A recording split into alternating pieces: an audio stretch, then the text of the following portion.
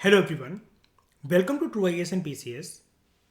हम लोग मेथड्स के बारे में बात कर रहे थे कि महंगाई को नापने के लिए, मेजर करने के लिए हम क्या क्या मेथड्स को यूज़ कर सकते हैं। हमने अभी तक डब्ल्यूपीआई के बारे में बात कर ली है। अब इस लेक्चर में बात करते हैं सीपीआई के बारे में, कंज्यूमर प्राइस इंडेक्स के बारे में। ये अगेन एक मेथड है इन्फ्लेशन को मेजर करने के लिए। कंज्यूमर प्राइस इंडेक्स या जिसको सीपीआई बोलते हैं, ये मेजर करता है कि रिटेल प्राइसेस के अंदर क्या क्या चेंजेस आते हैं मंथली बेसिस पे। अगेन डब्ल्यूपीआई भी जो था वो भी मंथली बेसिस पर कैलकुलेट करा जाता था। यहां पर आप देखिए, ये रहा मंथली बेसिस पर। पहले ये वीकली बेसिस पर होता था, लेकिन अब वीकली बेसिस को खत्म करके अब मंथली बेसिस पर ये कैलकुलेशन स्टार्ट हुई है। डिफरेंस सिर्फ इतना है कि जैसे नाम से ही जाहिर है, यहां पर होलसेल प्राइजेस के अंदर क्या क्या चेंजेस आए हैं उसको देखा जाता है, और सीपीआई में रिटेल प्राइजेस के अंदर क्या क्या चेंजेस आए हैं उसको देखा जाता है। क्या मुझे आप में से कोई बता सकता है कि रिटेल प्राइजेस क्या होते हैं? होलसेल तो होता है बल्क में, रिटेल क्या होते हैं?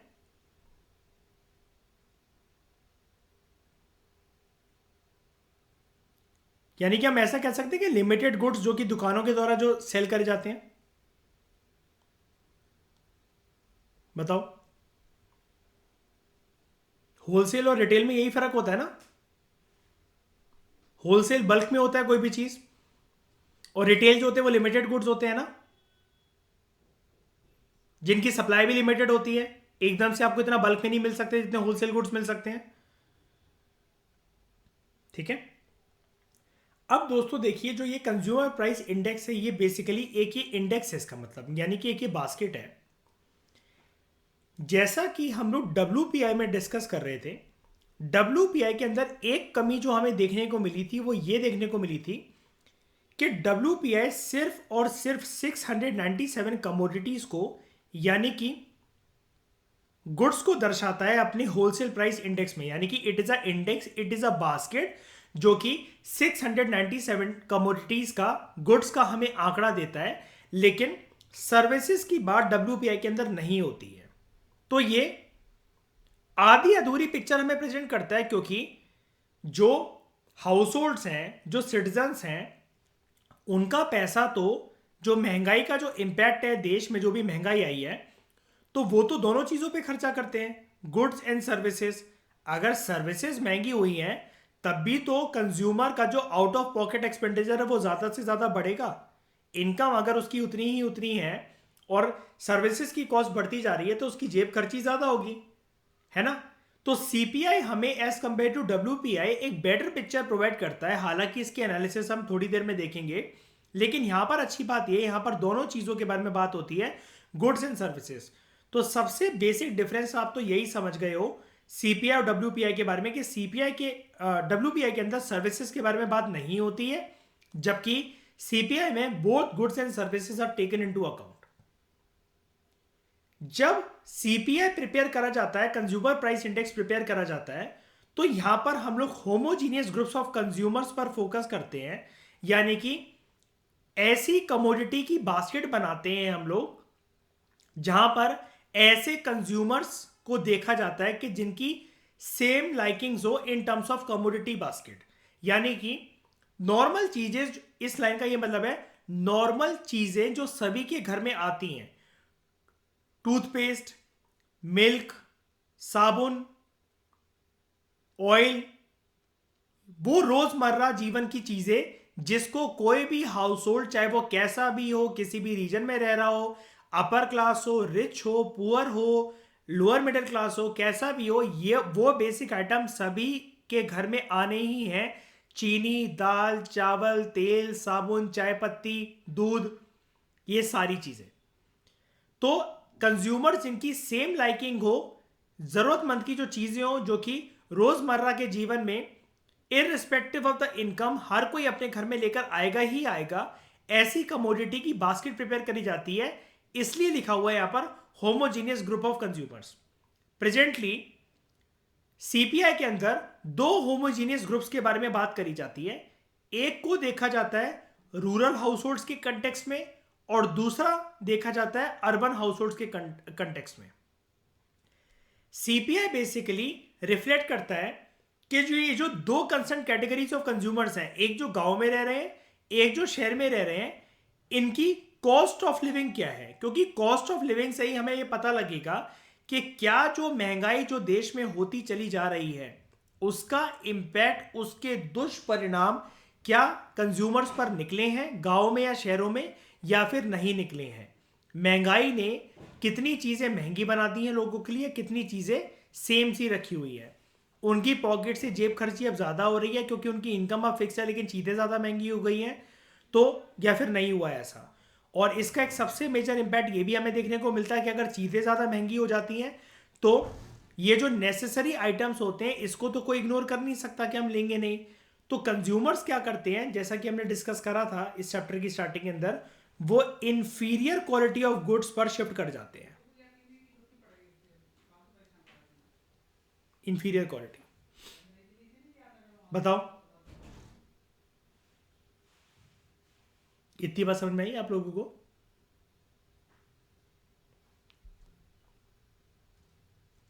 बोलो, कोई दिक्कत यहां तक?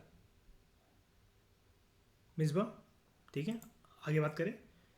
वेरियस टाइप्स ऑफ सीपीआई, अलग अलग प्रकार के कंज्यूमर प्राइस इंडेक्सेस क्या होते हैं। जैसे कि अगर आप देखोगे तो डब्ल्यूपीआई के अंदर ऐसी कोई डिबेट और डिस्कशन हमें देखने को नहीं मिली कि टाइप्स ऑफ डब्ल्यूपीआई वगैरह, ऐसा कुछ भी नहीं था, ठीक है। लेकिन सीपीआई में टाइप्स ऑफ सीपीआई को डिस्कस करना हमारे लिए इसलिए इंपॉर्टेंट हो जाता है दोस्तों, क्योंकि हम लोगों ने यहाँ पर पहले ब्रॉडर कैटेगरी डिवाइड कर दी है कि गुड्स एंड सर्विसेज वो लोग जो कि गांव में रह रहे हैं वो यूज कर रहे हैं, एंड गुड्स और सर्विसेज जो कि शहर में रह रहे हैं वो यूज कर रहे हैं। तो यहां से अलग अलग प्रकार के सीपीआई जो है वो निकल कर आते हैं। नंबर 1 कैटेगरी जो है, जो इंडेक्स है, वो है सीपीआई इंडस्ट्रियल वर्कर इंडेक्स। इसको डिजाइन करा गया है to measure the changes in the prices in the pricing of a given basket of products and services जो कि इंडस्ट्रियल वर्कर्स के द्वारा यूज करे जाते हैं थ्रू आउट टाइम। इसके लिए बेस ईयर जो यूज करा जाता है वो 2016 करा जाता है। पहले 2001 यूज करा 2001 को बेस ईयर यूज करा जाता था। फिर बाद में इसको अक्टूबर 2020 में कोविड 19 के टाइम्स पर, कोरोना काल में, इसको 2001 से शिफ्ट कर 2016 जो कर दिया गया था, ये कोविड टाइम्स पे ही करा गया था बेस ईयर वाला शिफ्ट। हम ये जो 3 प्रकार के सीपीआई पढ़ने वाले हैं दोस्तों, CPI agriculture labour, CPI industrial worker and CPI rural labour, इन सभी के सभी आंकड़ों को कंपाइल करा जाता है ministry of labour and employment के अंतर्गत। एक ब्यूरो काम करता है जिसको हम लोग बोलते हैं लेबर ब्यूरो, ये उसको कंपाइल करता है। ओके, लेबर ब्यूरो जो है वो उसको कंपाइल करता है। और लेबर ब्यूरो किसका पार्ट है? Ministry of labour and employment का। ये अलग से ही एक स्टेट पीएससी में आपको क्वेश्चन देखने को मिल सकता है। इतनी बेसिक बात आप याद रखना। सीपीआई इंडस्ट्रियल वर्कर जो है, जिसके बारे में हम पहले बात कर रहे हैं, बेस ईयर यहां पर 2016 यूज करा जाता है। इसको डिजाइन इसलिए करा गया था कि ये देखा जाए कि जो प्राइजेस के अंदर जो चेंजेस हैं एक given basket of products and services को लेकर, जिसको इंडस्ट्रियल वर्कर्स यूज कर रहा है, उसमें कितने चेंजेस आए हैं। अब ये तो एक इंडस्ट्रियल वर्कर की बात हो गई। अब इसके अलावा जो है, अब इंडस्ट्रियल वर्कर कहां पर काम करेंगे जल्दी बताओ? इंडस्ट्रियल वर्कर कहां काम करते हैं? शहरों में। ज्यादातर इंडस्ट्रीज कहां लोकेटेड है, शहरों में कि गांव में? शहर में। तो यहां पर किसकी बात हो रही है? कौन से वर्कर्स? अगर इंडस्ट्रियल वर्कर में हटा दो तो कौन से वर्कर? Urban worker. तो बेसिकली अरुणा, पता है यहां पर बात क्या है? बात यहां पर यह है कि यहां पर यह देखा जाएगा कि जो शहरों में, जो इंडस्ट्रीज में, अलग अलग फैक्ट्रीज में जो वर्कर काम कर रहे हैं ना, क्या उनकी मजदूरी, सैलरी, सब कुछ मिलाकर, अंकिता, क्या उनके पास आमदनी इतनी है कि शहरों में उनका खर्चा निकल जाए? जो भी सर्विसेज वगैरह हैं, क्योंकि सीपीआई में तो सर्विसेज भी काउंट होती हैं, डब्ल्यूपीआई में नहीं होती हैं, उनका रेंट निकल जाए, जो भी वो क्वालिटी का दूध, चावल, दही, आटा ये जो यूज करते हैं, क्या उनके लिए गुजारा शहरों में आसान है या फिर थोड़ा है और थोड़े की जरूरत वाली जिंदगी उनको बितानी पड़ रही है? Aruna, did you get it? समझ में आया इतनी बात? अंकिता, क्लियर है? ठीक है, ये देखा जाता है। उसके बाद CPI agricultural labours. Agricultural labours आपको कहां देखने को मिलेंगे, अर्बन में या रूरल एरियाज में? ऑब्वियस ही बात है, खेती बाड़ी जनरली हमारे देश में रूरल एरियाज में ही लोकेटेड है। तो सीपीआई एग्रीकल्चर लेबर, ये दूसरा इंडेक्स है विद इन द सीपीआई। इसको डिजाइन करा गया था टू इसलिए to revise minimum wages for agriculture labours in different state. अलग अलग राज्यों में किसानों को, पीजेंट्स को, पुअर पीजेंट्स को फसल की कटाई के टाइम पर, फसल की जुताई के टाइम पर, हार्वेस्टिंग के टाइम पर, सोइंग सीजन के टाइम पर, थ्रेशिंग के टाइम पर जो भी मिनिमम वेजेस मिलती हैं, साल बाय साल अलग अलग वक्त के हिसाब से जब चीजें महंगी होती चल रही हैं तो उनकी मिनिमम वेजेस को रिवाइज करने की जरूरत है कि नहीं है? बताओ जरा। अगर आपसे मैं पूछूं सौगंधा, जो 1950 में हमारे देश में जो किसानों को मान लो जो आमदनी प्राप्त होती है खेती बाड़ी में काम कर कर, क्या वही चीज अगर हम बरकरार रखें 2022 में, तो किसानों की हालत तो वैसे भी बद से बदतर होती है ना? तो अगर सारे राज्यों में हम लोग 1950 का दायरा रखें तो क्या ये चीज ठीक होगी? बताना जरा। नहीं ना। इसके लिए जो बेस ईयर यूज करा जाता है दोस्तों, वो करा जाता है 1986 टू 1987। अगेन इसके लिए डेटा जो कंपाइल करा जाता है वो ministry of labour and employment के द्वारा करा जाता है, उसके एक ब्यूरो, एक डिपार्टमेंट के अंतर्गत, डेट इज लेबर ब्यूरो। फिर बात होती है यहां पर consumer price index rural labourers. जो गांव में लेबरर्स जो हैं, अभी गांव में तो एग्रीकल्चर लेबरर्स भी हैं, लेकिन ये वो लेबरर्स हैं जो कि खेती बाड़ी के धंधे के अंदर इन्वॉल्व नहीं है, ये नॉन एग्रीकल्चरल एक्टिविटीज कर रहे हैं। अंकिता ये जानते होगे ना कि ऑब्वियसली बात है, गांव में सारे लोग किसानी तो नहीं करते हैं, है ना? और भी तो काम धंधे करते हैं जिसको हम लोग एलिड एक्टिविटीज बोलते हैं, मतलब जो एग्रीकल्चर के साथ एसोसिएटेड तो है लेकिन डायरेक्टली खेतीबाड़ी से एसोसिएटेड नहीं है। गांव में भी तो कारीगर वगैरह होते हैं, बताओ। गांव में क्या रोडे वगैरह ये सब कंस्ट्रक्शन का काम नहीं होता क्या? बताओ, है ना? तो सीबीआई रूरल लेबर, अगेन ये जो है इसके लिए बेस ईयर यूज करा जाता है 1986 टू 87। इसका भी डेटा कंपाइल करा जाता है लेबर ब्यूरो के द्वारा, which works under ministry of labour and employment. तो यानी कि आपने क्या सीखा, सीपीआई के जो टाइप्स हैं वो 4 प्रकार के हैं। अगर हम लोग वर्कर्स की बात करें तो इंडस्ट्रियल वर्कर, जो कि अर्बन एरिया में देखा जाएगा कि उनके पास कितनी वेजेस क्या आ रही हैं, क्या उनके लिए शहरों में गुजारा करना आसान है इंडस्ट्रियल वर्कर्स का। एग्रीकल्चरल लेबरर्स सीपीआई, और सीपीआई रूरल लेबरर्स। लेकिन इन तीनों का डेटा जो है वो लेबर ब्यूरो के द्वारा कंपाइल करा जाएगा, which works under ministry of labour and employment, ठीक है। और बेस ईयर जो है सिर्फ सीपीआई इंडस्ट्रियल वर्कर का 2016 है, पहले वो 2001 था, चेंज कर दिया गया था कोविड महामारी के टाइम पर अक्टूबर 2020 में, जैसा कि आप देख पा रहे हो। लेकिन बाकी दोनों जो है सीपीआई एग्रीकल्चर लेबर और सीपीआई रूरल लेबर, इनका जो बेस ईयर है डेट इज सेम 1986 टू 87, ठीक है। अब क्या होता है, एक जो है ना, इन सबको कंबाइन करके एक नया सीपीआई बना फिर बाद में, इसको बोला जाता है सीपीआई कंबाइंड, जिसमें क्या सीपीआई रूरल, सीपीआई अर्बन और CPI rural plus urban, commonly इसको बोलते हैं हम लोग अगर एक सांस में बोले तो सीपीआई कंबाइंड। एक ये यूज करा गया कि अलग अलग ना देखते हुए कॉम्बिनेशन में देख लेते हैं। इसका बेस ईयर भी ठीक है 2012। इसका जो डेटा है वो कंपाइल करा जाता है लेबर ब्यूरो के द्वारा नहीं, सेंट्रल स्टैटिस्टिकल ऑफिस के द्वारा, जो कि अब उसका नाम है नेशनल स्टैटिस्टिकल ऑफिस। भारत की सरकार ने एक ऑर्डर इशू करा था 2019 में, इसको अंकित हम देख चुके हैं प्रीवियस लेक्चर्स के अंदर, कि नेशनल सैंपल सर्वे ऑफिस को मर्ज करते हुए और सेंट्रल स्टैटिस्टिकल ऑफिस के साथ एक नया ऑफिस फॉर्म करा गया था, NSO, national statistical office. Okay,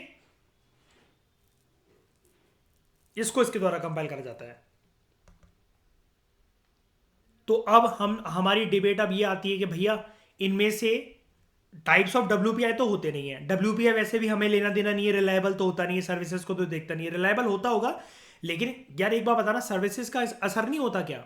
services अगर महंगी हो रही है तो उसका हमारी आमदनी पे कोई असर, हमारे जीवन पे कोई असर नहीं होगा क्या? बिल्कुल होगा। रेंट है, स्कूल में स्कूल की फीस है, बच्चों के कुछ खर्चे हैं, कुछ हमें सर्विसेज हैं, किसी को कहीं कुछ जाना है तो ट्रैवलिंग अलाउंस है, ट्रैवलिंग मतलब ट्रैवल करने की जो फीस है, जो पैसा खर्च हो रहा है, पेट्रोल भरवाना है। तो ये सारी चीज़ें जितनी भी ये सर्विसेज है, घर का रेंट देना है, बिजली का बिल देना है, पानी का बिल देना है, और भी 100 तरह की सर्विसेज होती है, क्या इसका इम्पैक्ट नहीं निकलता हमारे जीवन पे? बिल्कुल पड़ता है। डब्ल्यूपीआई लेकिन सर्विसेज को काउंट ही नहीं करता, सीपीआई करता है। लेकिन सीपीआई के अंदर भी ये जो 4 कैटेगरीज हैं, industrial worker, agriculture labourer, rural labourer और सीपीआई कंबाइंड, तो उसमें से क्या किसको देखा जाता है प्रेजेंटली? तो देखो, सीपीआई कंबाइंड को ज्यादा प्रेफरेंस दिया जाता है। सीपीआई रूरल, सीपीआई अर्बन और सीपीआई कंबाइंड, जिसके अंदर रूरल प्लस अर्बन एक ही बात होती है, आप सीपीआई कंबाइंड भी बोल सकते हो। यहां पर डब्ल्यूपीआई के अंदर आपको पता है 697 आइटम्स को देखा जाता है, लेकिन वो सारे items are in the form of goods, जिसके लिए वर्ड यूज करा जाता है कमोडिटीज, क्योंकि सर्विसेज तो वो देखता ही नहीं है डब्ल्यूपीआई। ये चीज आपको पता है ना। लेकिन जो सीपीआई है, इसके लिए 2 बास्केट प्रिपेयर करी जाती है। जैसा कि हमने देखा, सीपीआई जो है उसकी डिवीजन ही इस टर्म्स में होती है, rural house holds and urban house holds. और इतने प्रकार के हमने सीपीआई भी देखे, industrial worker, agriculture labour, rural labour, combined. लेकिन हमें एक बात समझ में आ रही है कि 2 चीजों के बारे में ब्रॉडर कैटेगरीज में बात होती है, rural areas and urban areas.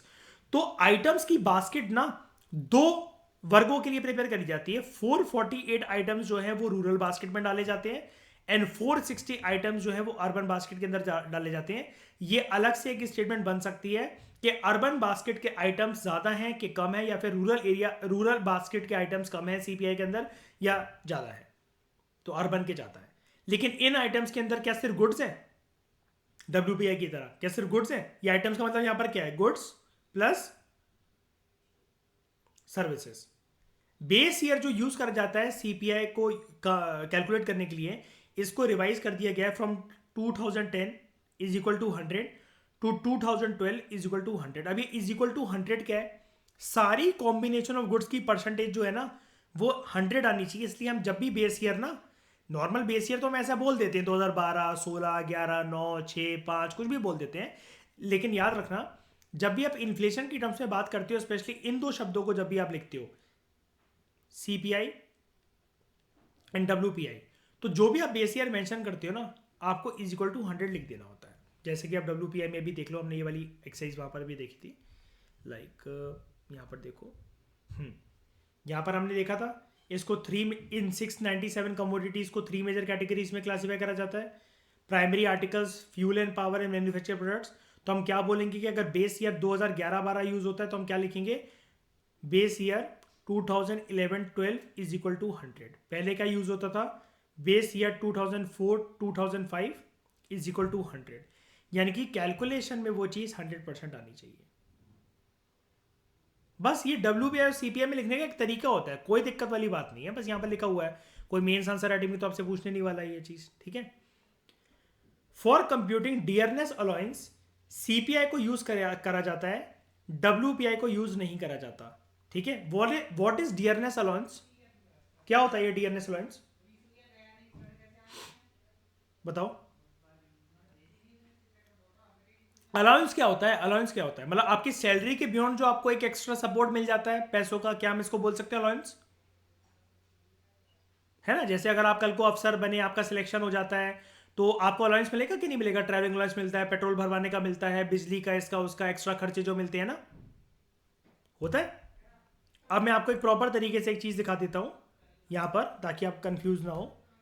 ये डियरनेस अलाउंस क्या होता है, यहां पर देखिए। Allowance paid to government employees and pensioners in India. किसी भी प्रकार का खर्चा एक्स्ट्रा देना, ये डियरनेस अलाउंस होता है, ठीक है। कॉम्पोनेंट ऑफ सैलरी जो कि फिक्स है in terms of percentage as the basic salary, ठीक है। कि अगर आपकी इतनी बेसिक सैलरी है तो उसके ऊपर से ऊपर की मलाई आपको मिलेगी, जो कि पब्लिक सेक्टर एम्प्लॉयज और पेंशनर्स को दी जाती है, ओके।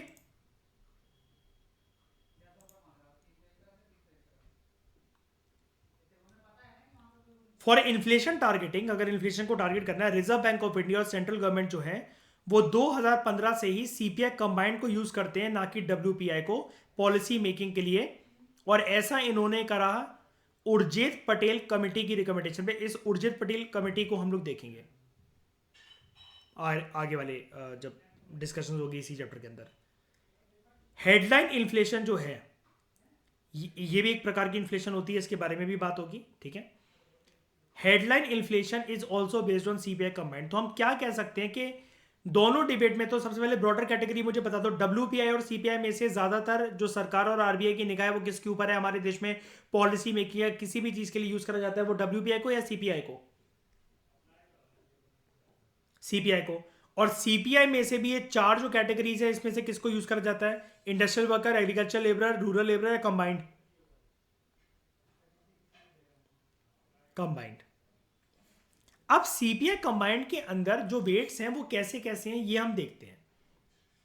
सबसे पहले जो कैटेगरी है फूड एंड बेवरेजेस की, जब पुराना बेस ईयर यूज होता था साल 2004-5 का, तो उसके अंदर फूड एंड बेवरेजेस का जो वेट था वो था 47.6%।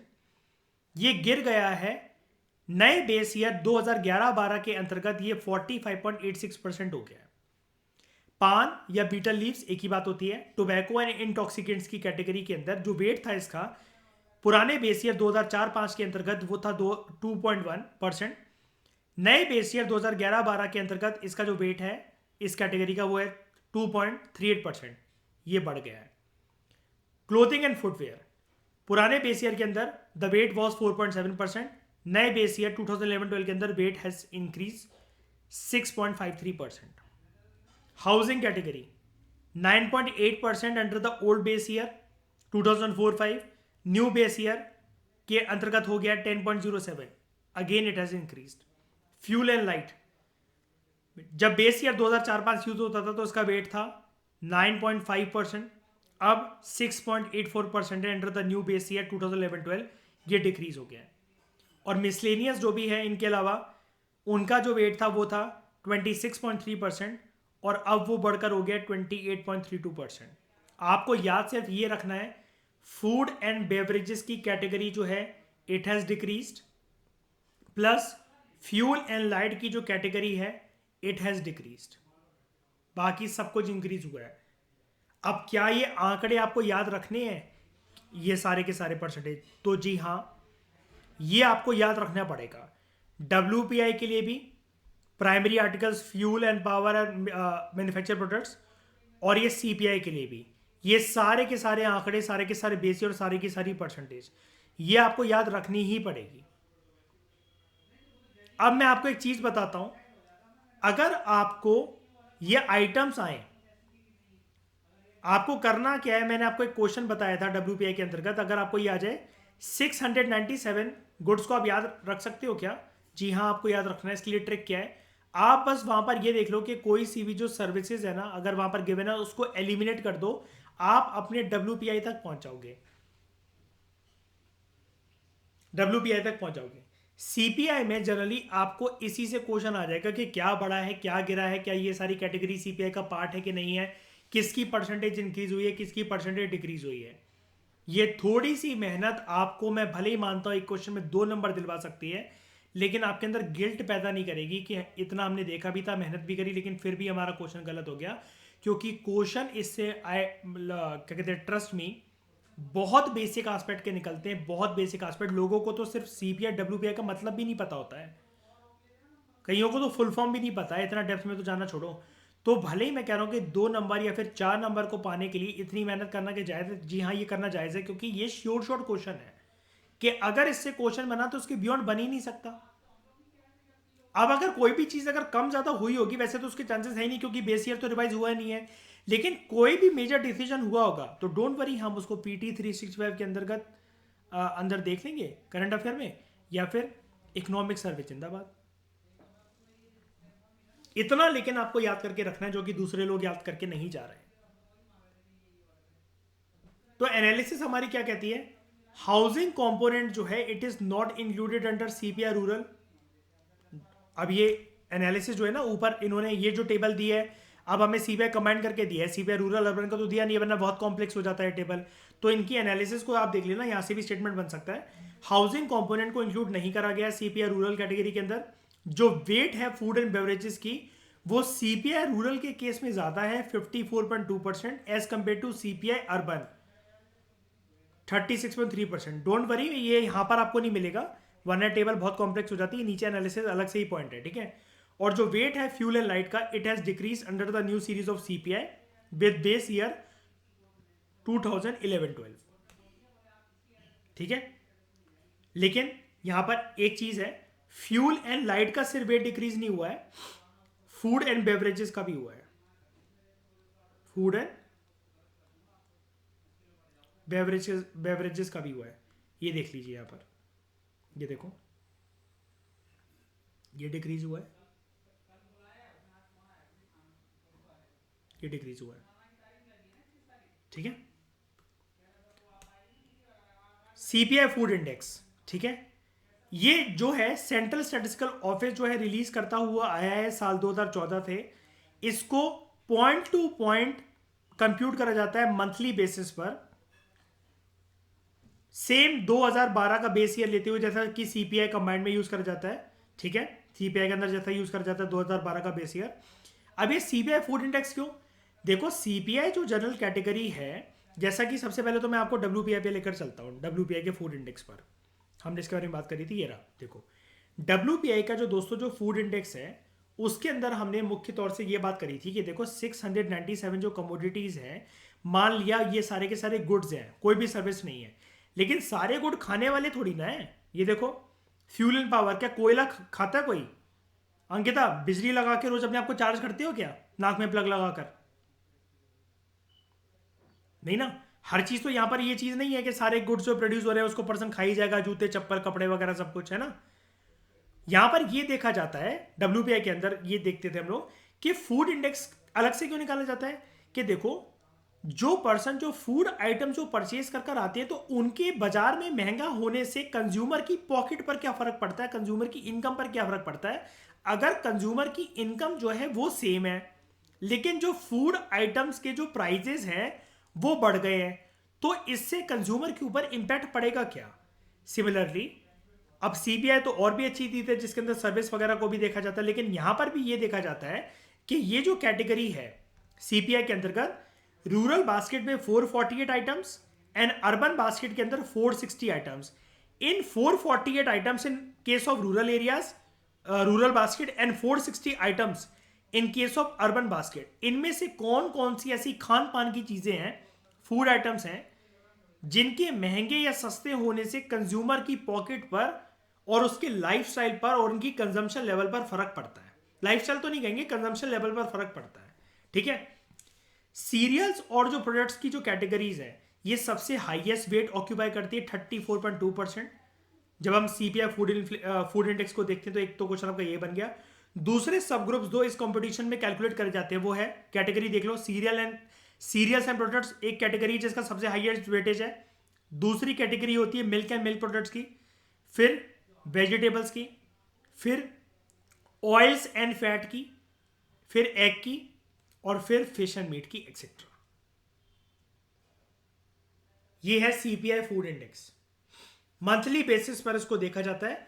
इसके अंदर कोई भी अगर चेंज होगा, डोंट वरी, इकोनॉमिक सर्वे को हम देखेंगे, लेकिन ज्यादा हो नहीं सकता क्योंकि बेस ईयर 2012 यूज हो रहा है सीपीआई में भी और सीपीआई फूड इंडेक्स में भी। क्या आपको यह चीज समझ में आ गई कि डब्ल्यूपीआई और सीपीआई को पढ़ने के बाद एक अलग से यहां पर बॉक्सेस क्यों दे रखे हैं फूड इंडेक्स के? ये बात समझ में आई ना? ज्यादातर असर जो लोगों का पड़ता है, जिसको इग्नोर नहीं करा जा सकता, खाने पीने के आइटम इंपॉर्टेंट होते हैं कि नहीं होते हैं, बताओ? होता है कि नहीं होता है? होता है।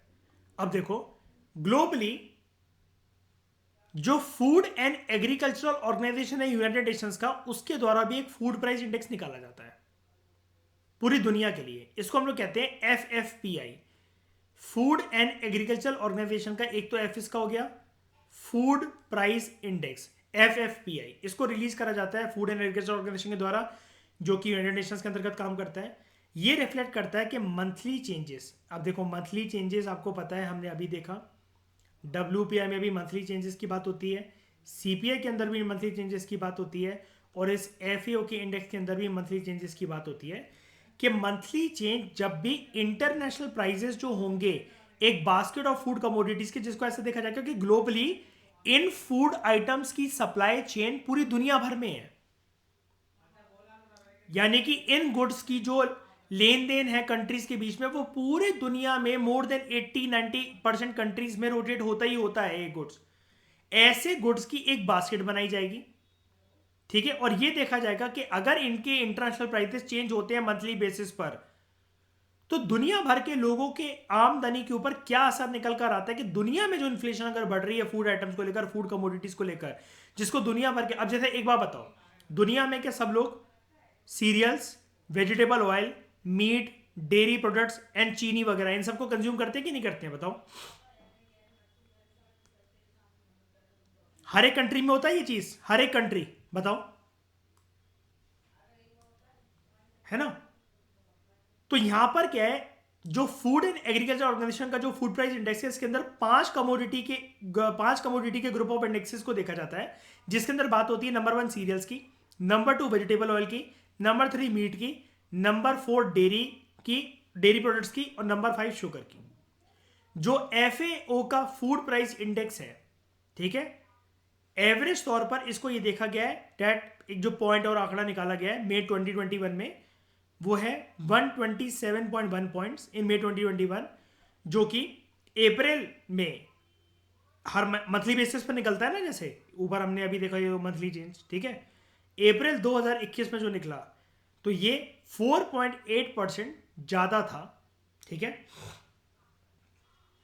4.8% ज्यादा था, 5.8% ज्यादा था as compare to April 2021। Don't worry, latest आंकड़ा जो भी आएगा हम अपने करंट अफेयर से कंपाइलेशन से इसको देख लेंगे।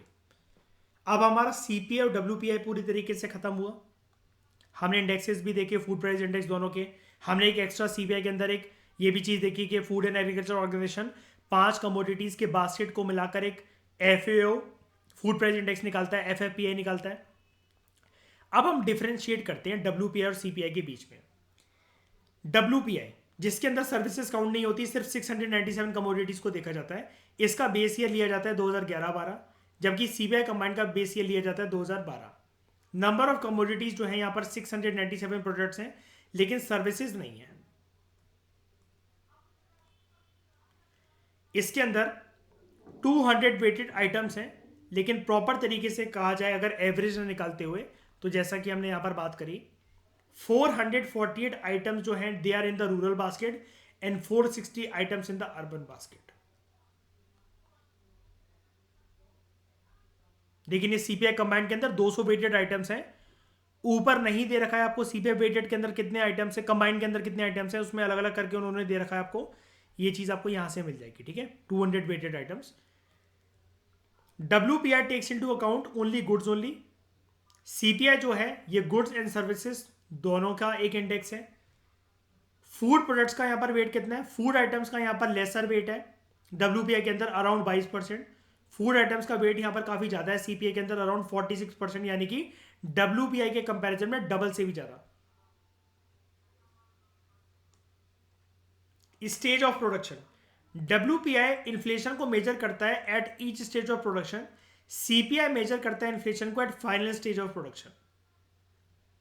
ये सेंट्रलाइज डेटा कलेक्शन माना जाता है, और क्योंकि ये तो सीपीआई कंबाइंड जो है ये डिवाइडेड है रूरल प्लस अर्बन एरियाज के अंदर, तो यहां पर ये देखा जाता है 1181 गांव को सर्वे करके बनता है ये, और 310 टाउन्स को। टाइम लैग, यहां पर टाइम लैग काफी कम होता है, डेटा जो है वो रिलेटिवली क्विकर अवेलेबल होता है, क्योंकि अलग अलग जगह जाना नहीं है, लेकिन यहां पर टाइम लैग होता है। 1181 विलेजेस प्लस 310 टाउन्स, इजी थोड़ी ना इतना ज्यादा डेटा कलेक्ट करना, तो टाइम लैग तो लगे, टाइम लैग तो हो गई। रेट ऑफ इन्फ्लेशन, जो rate of WPI based inflation है वो जनरली लो निकल कर आती है as compare to CPI based inflation, क्योंकि सर्विसेज कंपेयर तो यहाँ पर देखने को मिलता ही नहीं है। इसके भी तो पैसे होते हैं, सर्विसेज कोई फ्री थोड़ी ना है देश में हमारे या किसी भी देश में। लेकिन जो रेट है सीपीआई बेस्ड इन्फ्लेशन से, जो मतलब सीपीआई के बेसिस पर जो महंगाई के आंकड़े जो निकल कर आते हैं, वो जनरली हाई आंकड़े निकल कर आते हैं as compare to WPI based inflation. तो कंक्लूजन हमारी क्या निकलती है, based on the above point it can be said that consumer price index एक बेटर मेजर होता है इन्फ्लेशन का एज कंपेयर टू डब्ल्यूपीआई, और ये ज्यादा रिलायबल होता है for monetary policy decision making के लिए। अब मुझे बता दो जरा, फिस्कल पॉलिसी और मॉनेटरी पॉलिसी में फर्क क्या होता है। फिस्कल पॉलिसी का डिसीजन कौन लेता है, गवर्नमेंट, और मॉनेटरी पॉलिसी किसके हाथ में, सेंट्रल बैंक। हमारे देश में सेंट्रल बैंक का नाम क्या है, आरबीआई। अंकिता, हस्बैंड का अकाउंट है आरबीआई में, आपका होगा? क्यों?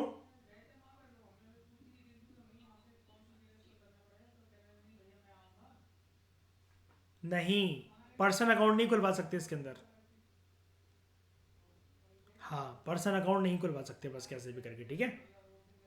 तो अगर आप कल को पीएम बन जाओ तो आपका अकाउंट खुल जाएगा इसमें, आरबीआई में? नहीं, है ना? दुख क्या मना रहे हो बस? अच्छे अच्छे से बोलो कि हाँ नहीं खुलेगा।